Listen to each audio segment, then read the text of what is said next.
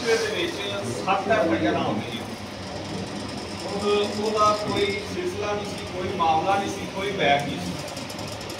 कई भी इतने मौजूद ने जो दूसरा मुलजम बना के बैठे सन, वो भी इतने मौजूद ने।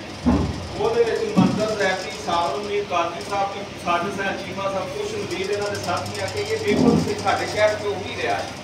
तो जो वेख्या जिन्हें FIR करवाई उन्होंने पूछा कि यह मामला है, जिन्हें तो हुई उन्होंने पूछा उन्हें यह भी मामला है कि कोई मामला नहीं। और सारे बैठे उन्होंने कहा यार कि साढ़े शहर की काम शुरू हो गया और अमन शहर है, मुअज़्ज़ज़ीन इतने मौजूद ने। थोड़ी जो अमन कमेटी जी साड़ी पुलिस भी उन्हें महल लुहाई है, वो बेशक असी बंदू उन्होंने भी कहांगे अगर वो थोड़ी अहली मानते तो यह कम ना हो।